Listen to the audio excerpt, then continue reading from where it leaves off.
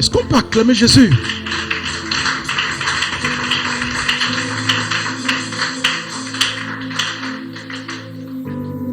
Alléluia. Là, j'ai prêché. Maintenant, je vais enseigner. Dites, pasteur, enseigne. Ou bien, je vous libère. Le culte est fini. Le culte est fini. Oh, ma soeur va dire non. Elle a déjà eu la muse-bouche. Elle veut le plat de résistance. On va lire notre texte de base pour le message d'ensemble ce matin. Luc chapitre 4. Un texte que j'aime. Luc chapitre 4. Du verset 1 jusqu'au verset 13. Luc. On lit le livre de l'homonyme Luc. Luc chapitre 4 du verset 1 au verset 13 rapidement. Parce que pour rappeler le thème, nous sommes dans vaincre la tentation par le jeûne et la prière. Et depuis vendredi dernier, nous étudions l'histoire de Jésus au désert qui est tenté. Et on étudie comment est-ce qu'il fait pour défaire, triompher, vaincre la tentation. Luc chapitre 4, verset 1 à 13, je lis rapidement. Jésus rempli du Saint-Esprit revint du Jourdain et il fut conduit par l'Esprit dans le désert, où il fut tenté par le diable pendant 40 jours. Il ne mangea rien durant ces jours-là. Et après qu'ils furent écoulés, il eut faim. Verset 3. Le diable dit, si tu es fils de Dieu, ordonne à cette pierre qu'elle devienne du pain. Verset 4. Jésus lui répondit, il est écrit, l'homme ne vivra pas de pain seulement. Verset 5. Le diable l'ayant élevé, lui montra en un instant tous les royaumes de la terre. Verset 6. Et lui dit, je te donnerai toute cette puissance et la gloire de ces royaumes, car elle m'a été donnée et je la donne à qui je veux. Verset 7. Si donc tu te prosternes devant moi, elle sera toute à toi. Verset 8. Jésus lui répondit, il est écrit, tu adoreras le Seigneur ton Dieu et tu le serviras lui seul. Verset 9. Le diable conduisit encore à Jérusalem, le plaça sur le haut du temple et lui dit, si tu es fils de Dieu, jette-toi d'ici en bas, car il est écrit, il donnera des ordres à ses anges à ton sujet, afin qu'ils te gardent, et ils te porteront sur les mains, de peur que ton pied ne heurte contre une pierre. Verset 12. Jésus lui répondit, il est dit, tu ne tenteras point le Seigneur ton Dieu. Après l'avoir tenté de toutes ses manières, le diable s'éloigna de lui jusqu'à un moment favorable.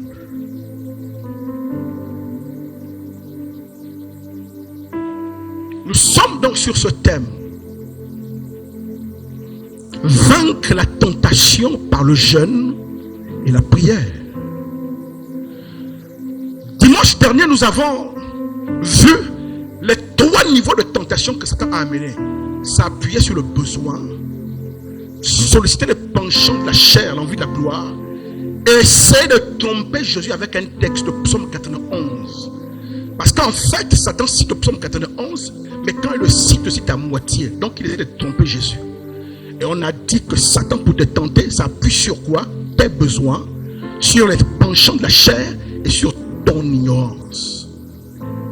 Il y a un autre niveau plus subtil, le 4e niveau, qu'on va voir aujourd'hui ce matin. Est-ce que vous vous rendez compte que dans ces 3 tentations, 2 fois, le diable pose la question à Jésus. Oh, si tu es fils de Dieu,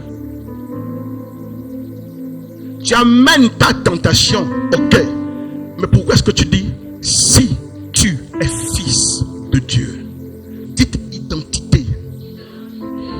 En fait, c'est la bataille de l'identité.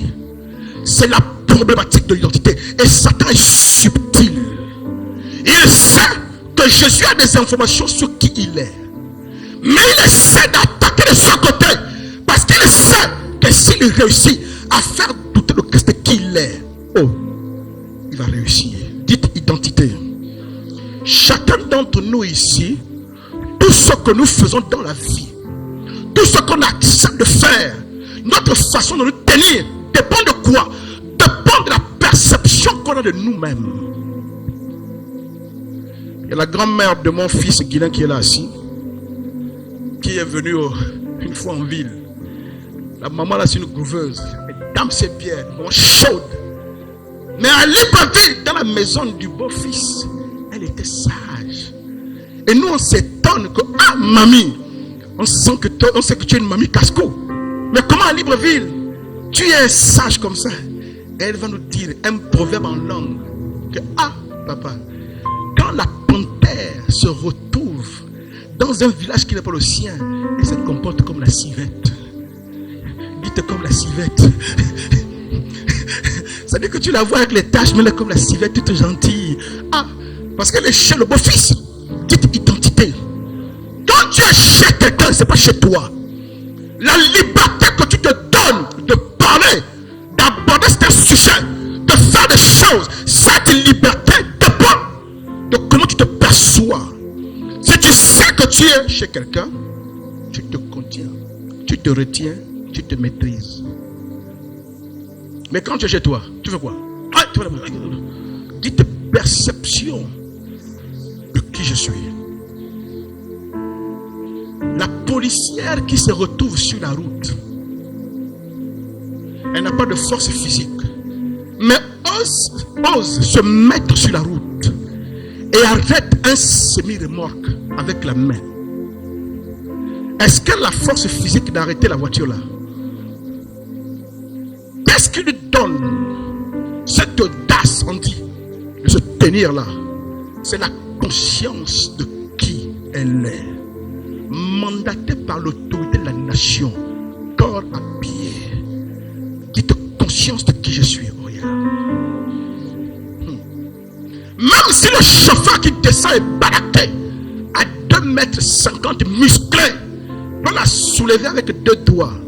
Elle lui parle avec autorité, monsieur, amenez mon papier.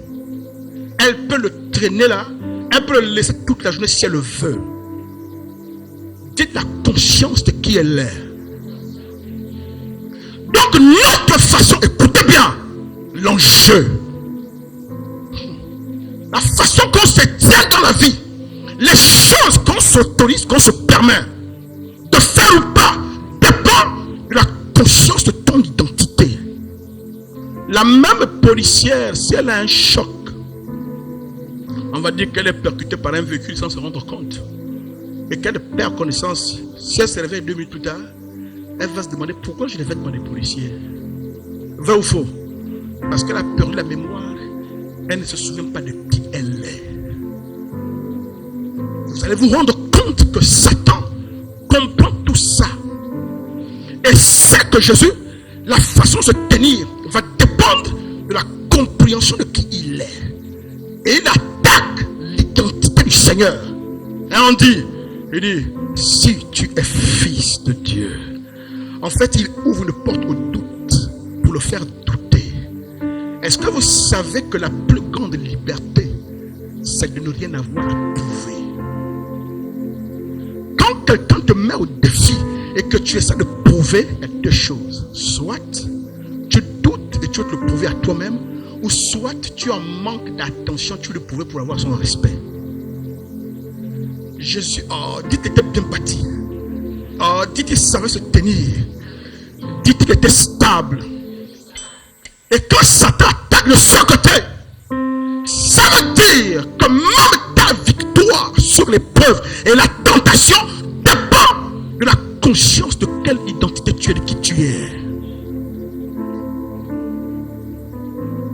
Dites vaincre la tentation par le jeûne et la prière. J'ai mon papa qui est pasteur.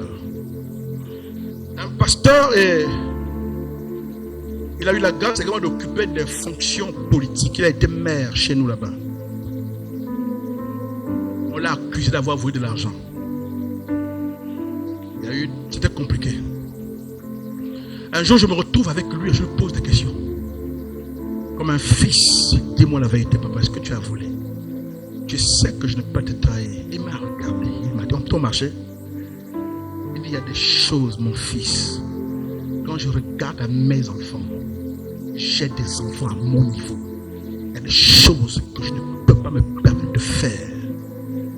Après, une enquête avait été diligentée et il avait été innocenté.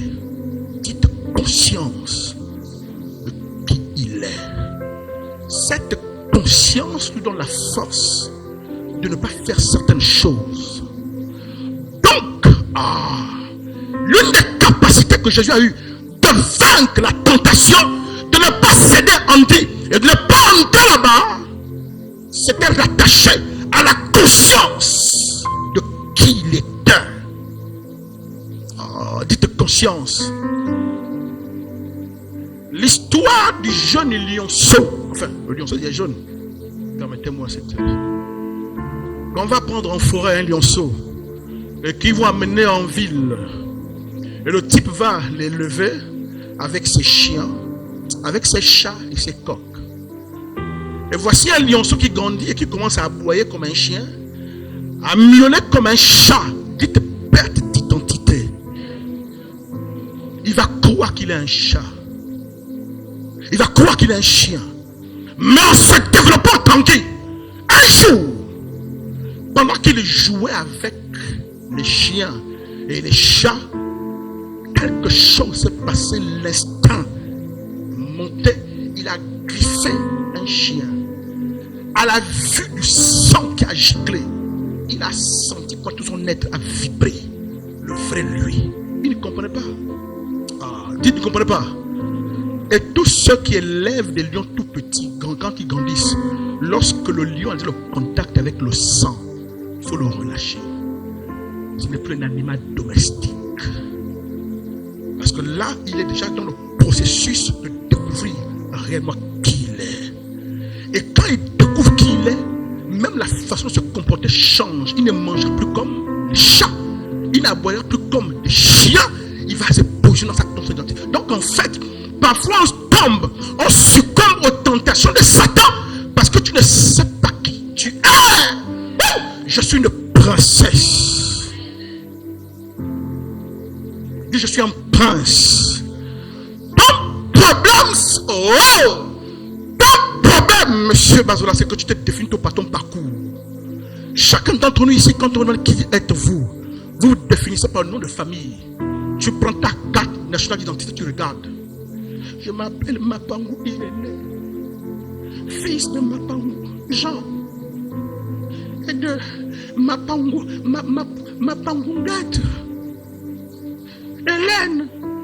Tu ne te définis que par le nom de famille.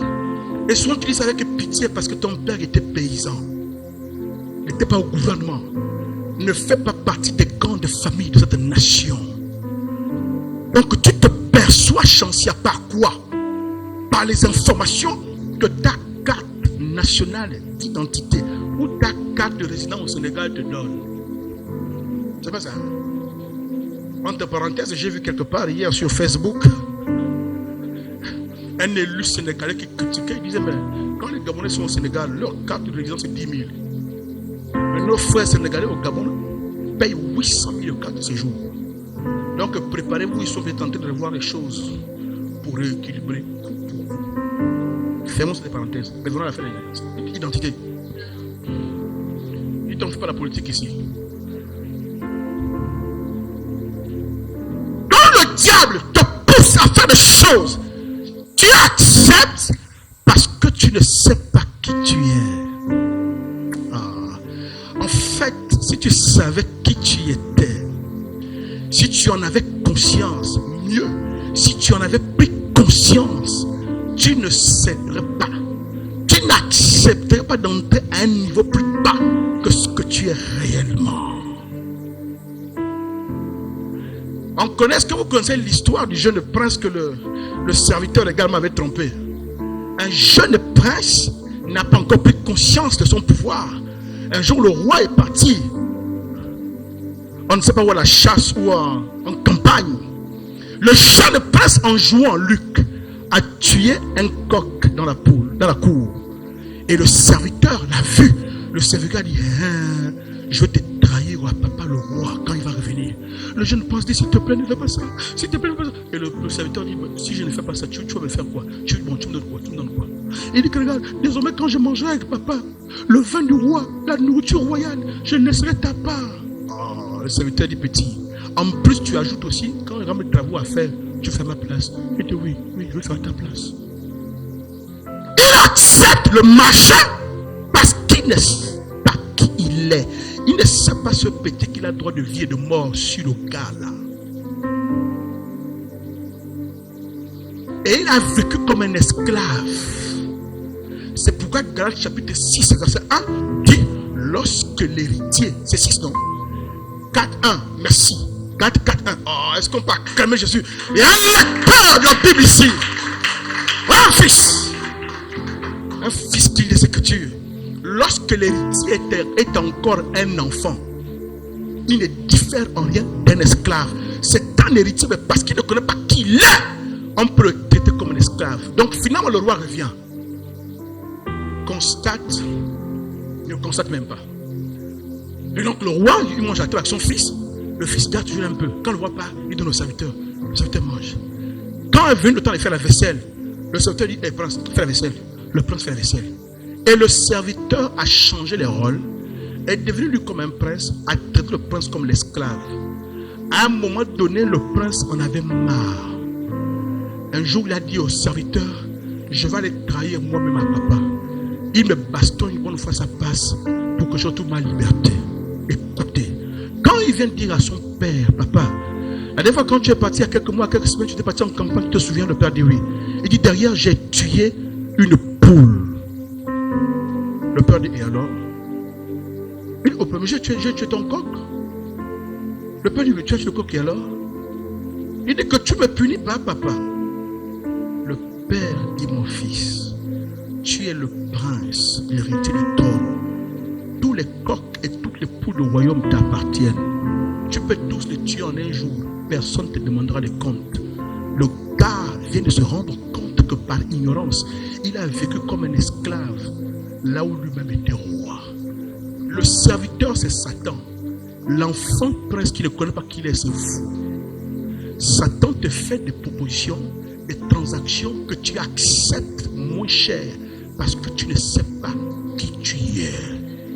La fille et le fils du roi. Pourquoi?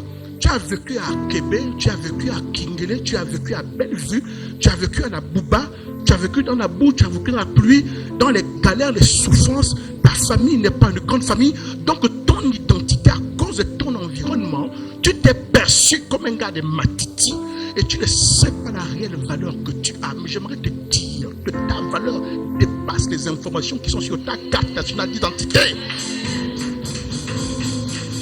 Quand Dieu t'a créé, Chansia, il a mis en toi quelque chose. Il a soufflé. Ta valeur est divine. Voilà Jérémie qui ne connaissait pas qui il était. Je ne suis qu'un enfant, Seigneur. Je ne suis qu'un enfant. Je suis un petit. Et je vais aller parler aux nations. Moi, comment je fais? Le Seigneur dit, ne dis pas que tu es un enfant. Avant, oh yes, que tu ne sois dans le ventre de ta mère, je te connaissais. Et là, je t'avais établi prophète. Et c'est pourquoi j'aime ce beau texte qui dit des choses, oh, glorieuses, ont été dites à mon sujet. Et la Bible dit, tu as été créé dans un lieu secret. Ah! Ça ne dépend pas de Kingé, de Bellevue ou de Zakébé. J'ai été créé dans un endroit secret. Et des choses glorieuses ont été dites, codifiées dans ma vie comme un code génétique. Je vous pose la question ici. Est-ce que la graine d'arachide va à l'école de l'USTM pour apprendre comment pousser? Dites-moi. Genre la graine d'arachide d'action cartable. C'est la rentrée, oh. Après le 25, après le Noël. La rentrée. Graine d'arachide, tu vas où? Je vais à l'école polytechnique pour apprendre comment pousser. À l'INSAB, l'Institut national des sciences d'agronomie et de biotechnologie. Je m'en vais apprendre comment pousser. Dites graine d'arachide, c'est quoi ton problème? Noix de mangue, hein, Andy? Avec le doigt d'avocat, vous le voyez en rang. On va où? On va à l'école, il paraît qu'il y a un grand prof là-bas qui nous apprend comment on va pousser. Est-ce que vous ne valez pas plus que les graines d'arachide? Est-ce que vous ne valez pas plus que les noyaux d'avocat? Est-ce que vous ne valez pas plus que les noyaux de mangue? Si Dieu a codifié le futur, le noyau à l'intérieur, vous pensez que votre futur se trouve où? Ta valeur ne dépend pas du parcours, des souffrances et des insultes qu'on a envoyées sur toi. C'est à l'intérieur de toi. Et c'est pourquoi vous êtes là, pour être nourri, entretenu, arrosé par la parole, pour que votre conscience s'ouvre sur la connaissance de qui vous êtes et que vous apprenez à vous tenir dans la vie par rapport à qui vous êtes. Mais ce n'est pas seulement parce que quand je vous en parle, parce que Jésus, comment Jésus fait pour savoir qui il est? Oh, lisons. Luc chapitre 3. Juste avant que Jésus n'aille au désert pour jeûner, quelque chose va se passer. Hein, Junior? Quelque chose, un événement va avoir lieu. Luc chapitre 3, le verset 21, le verset 22. Je lis dans la version Louis II. Tout le peuple se faisant baptiser, Jésus fut aussi baptisé. Et pendant qu'il priait, dites prière. Notre thème c'est quoi? Vaincre la tentation par le jeûne et la prière. Nous venons de voir que la conscience qu'on a de notre identité fera quoi? Nous aide à battre la tentation, parce que tu refuses de rentrer dans ce qui te rabaisse par rapport à ton réel statut divin. Et Jésus, après s'être baptisé, la Bible dit que pendant qu'il priait, dites prière. Qu'est-ce qui s'est passé alors qu'il priait?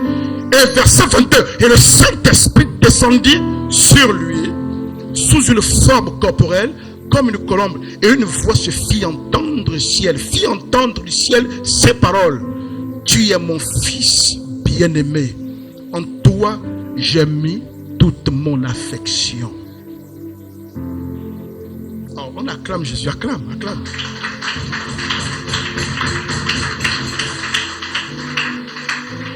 Chancel, ma fille. Chancel dit, je deviens célèbre. Oui, tu es célèbre. Tout ton quartier saura que tu pries ici.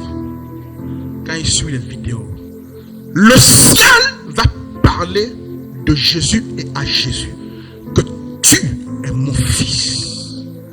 Une information stratégique qui est donnée à Jésus. À quel moment? Quand il prie. Dites décor.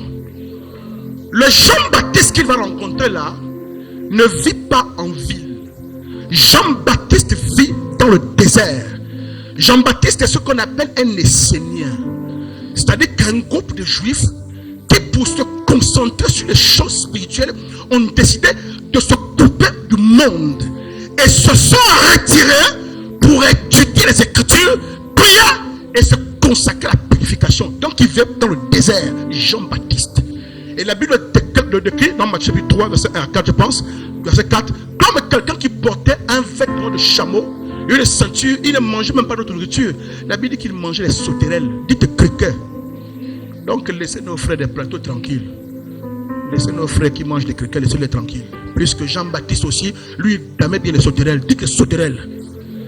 Donc laissez-moi manger dame les chenilles, laissez-moi tranquille. Jean-Baptiste mangeait les sauterelles. Non, c'est quoi ça? Hein?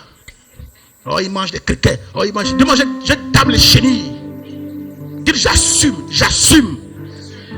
J'ouvre la parenthèse. Je veux. Mais c'est pas le film ivoirien là.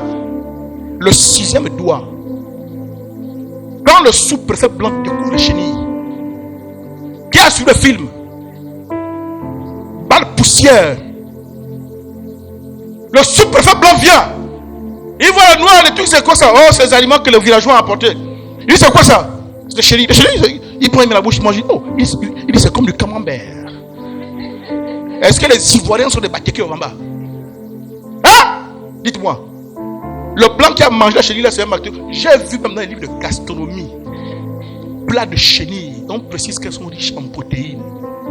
Aïe, dites batsombi. Aïe. Ça là, quand jamais ça dans ma maison, ma femme me menace que tu achètes tes marmites, ton gaz, tu fais ta cuisine à côté, après tu laves, J'ai dit, mes soeurs, quand je lui montre même l'image sur internet, quand ça bouge là, eh frère, pour manger, ça il faut que j'aille au restaurant et seul. Oh, les bats zombies, oh. Dites à Jésus, il faut qu'on impose les mains à ma femme pour qu'elle accepte. Pourtant, sa maman ne mange pas ça, mais elle prépare pour mon beau-père. J'ai dit, mes soeurs, tu étais à l'école, elle dit que même le fait que ça bouge. Alléluia.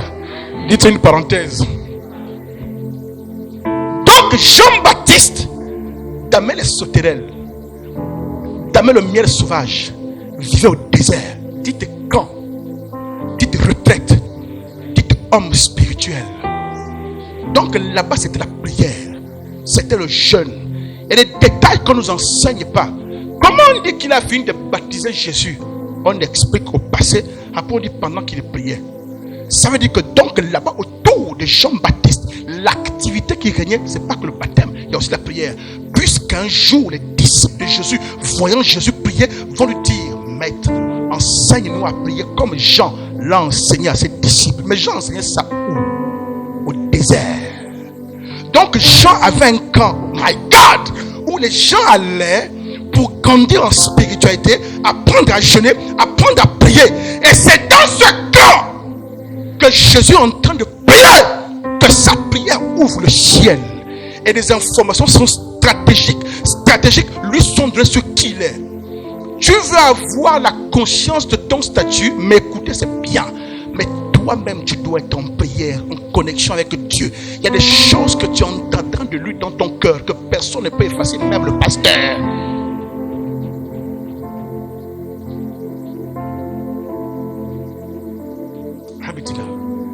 De vaincre la tentation par le jeûne et la prière. Quand je jeûne et je prie, le ciel s'ouvre. Le ciel me fait entendre des choses secrètes qui avaient été dites à mon Dieu que je ne connaissais pas.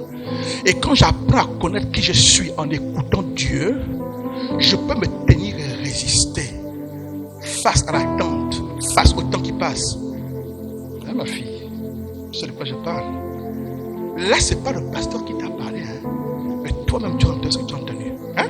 Notre secret là. Même si quelqu'un t'insulte, tu ris. Même si quelqu'un te méprise, tu ris. Est-ce que vous avez vu comment quelqu'un se comporte quand il a été reçu par son homme qui lui dit que non, la semaine prochaine, tu commences au travail comme ma secrétaire particulière? Même si la personne n'a pas besoin de taxi en train de marcher, tu l'insultes et te dis merci. Que Dieu te bénisse. Dis que tu deviens gentil, ma boule. Alléluia. Tu marches, on te dit, ah, mais regarde une villageoise comme ça. Mon frère, il n'y a pas de point que Dieu te bénisse. Dites, le gars a une information qui le rend imperturbable.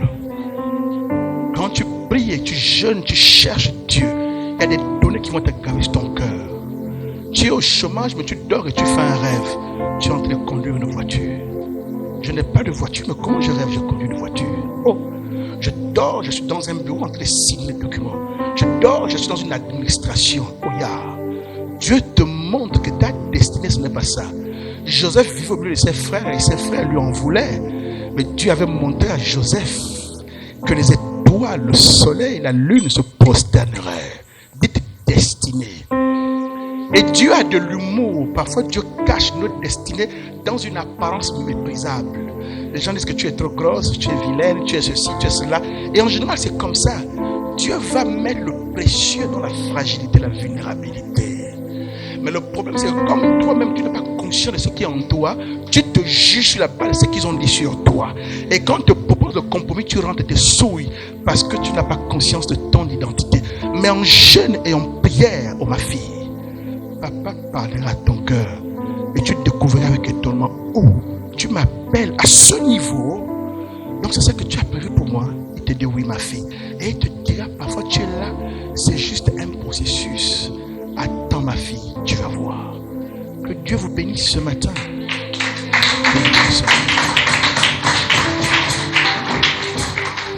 Que le ce matin.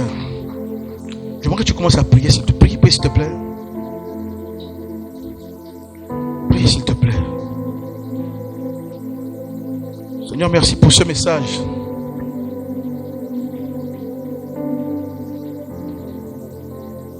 Merci pour ce message. Merci pour ce message, Père. Merci de m'avoir fait prendre conscience, Papa, que plus je suis sûr de mon identité, plus je connais mon identité, plus je connais mon identité, mieux je suis immunisé contre les tentations de l'ennemi. Et tu m'as permis également de comprendre, Papa, que pour avoir accès aux informations qui m'apprennent à connaître qui je suis, je dois être dans le jeûne, la prière, je dois être en connexion avec toi. C'est alors que tu parleras à mon cœur. Oh yes. Au-delà de ce que les hommes ont dit sur moi, Père, les hommes m'ont jugé sur la base de mes erreurs. Les hommes m'ont jugé sur la base de mes insuffisances, de mes incapacités. Les hommes, Père, m'ont jugé sur la base de mon passé, la base de l'endroit où je vis, où j'habite. Les hommes m'ont jugé sur la base de mon chômage, sur la base de mon célibat, sur la base de mon mauvais français. Les hommes m'ont jugé sur la base de mon manque de diplôme. Les hommes m'ont jugé sur la base de mes incapacités, Père. Mais tu connais, tu as des données me concernant qui n'ont rien à voir avec le CV. Tu as des données me concernant qui n'ont rien à voir avec ma carte nationale d'identité. Tu as des données me concernant qui n'ont rien à voir avec le casier judiciaire. Tu as des données me concernant qui n'ont rien à voir avec ce que même les parents disent sur moi. Tu as des données me concernant qui n'ont rien à voir avec ce que mes copines, mes copains ont dit. Tu as des données me concernant que même ma famille ne connaît pas, papa. Tu as des données me concernant que même les gens de mon quartier ne connaissent pas. Tu as des données me concernant. Tu as des données me concernant, que même ma femme ne connaît pas. Ma femme ne connaît pas. Tu as des données me concernant, papa. Tu as des données me concernant, papa. Tu as des données me concernant, Père. Tu as des données me concernant. Tu as des informations me concernant. Des informations qui vont m'aider à m'asseoir, à prendre conscience de mon identité. Oh papa, tu as des données que personne ne connaît à part toi. Tu as des données que personne ne connaît. Toi seul peux parler à mon cœur. Toi seul peux parler à mon cœur. Toi seul peux parler à mon cœur. Les hommes m'ont jugé, les hommes m'ont rejeté, les hommes m'ont humilié, les hommes m'ont rabaissé, et Satan m'a culpabilisé. Satan m'a culpabilisé. Satan m'a culpabilisé. Mais ce matin, toi qui m'aimes, toi qui me connais, tu me justifies, tu me sanctifies et tu me rétablis, papa. Je suis en paz. Et je suis en paz. Je suis le fils du roi. Je suis le fils du roi. Et j'arrangerai ma démarche. Je me tiendrai avec fierté. Je me tiendrai avec assurance. Parce que tu me pardonnes. Il y a quelqu'un ici. Ne te culpabilise pas. À cause des erreurs du passé. À cause des erreurs que tu as faites. Le diable veut s'en servir pour te culpabiliser. Ne te laisse pas culpabiliser. Jésus t'a déjà pardonné. Il est mort pour toi. Son sang a coulé pour toi. Oh, son sang a coulé pour toi. Et il efface tes fautes. Il efface tes iniquités. Il efface le mal que tu as fait. Il efface tes erreurs. Il te rétablit. Il te justifie. Il te repositionne. Il t'appelle par ton nom. Il dit que tu es sa fille et que tu es son fils. Il t'aime et te connaît. Il t'attend depuis. Il va marcher avec toi. Il va t'utiliser et t'amener dans les hauteurs. Ne laisse personne te condamner. Ne laisse personne te juger. Ne laisse personne te rabaisser. Au nom de Jésus-Christ. Amen, amen, amen, amen. Amen. Oh, dis Amen. Oh, dis Amen. Sarabo, Shapapara Ikereo. Yes.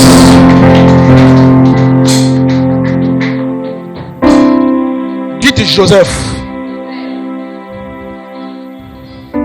Joseph était esclave.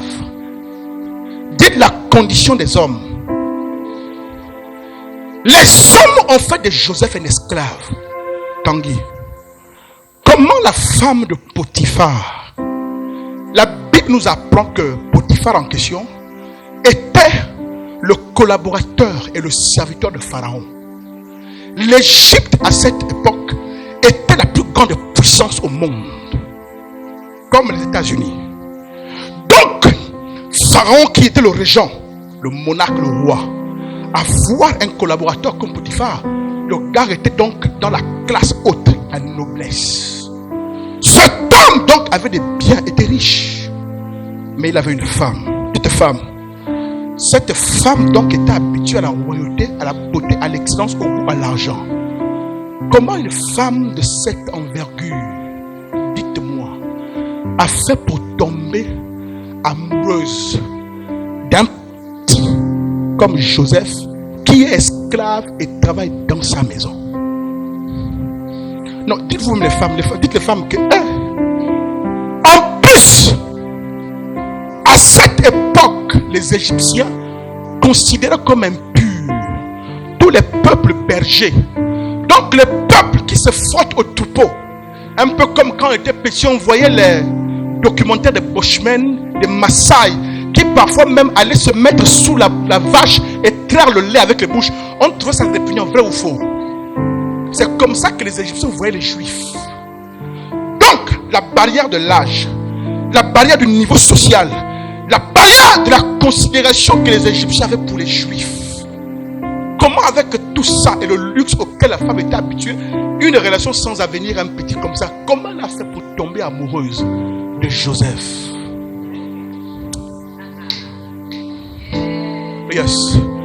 Dites Joseph avec quelque chose. Le problème, c'est quand vous connaissez les femmes aiment tout ce qui est mystérieux. Quand Joseph marchait, malgré la condition que les hommes voulaient lui imposer d'esclave, il était tellement conscient de ce qu'il avait vu les étoiles se prosterner. Il était tellement conscient de ce qu'il a vu les gerbes, les frères se prosterner. Joseph avait la condition d'esclave, mais marchait avec l'allure d'un roi.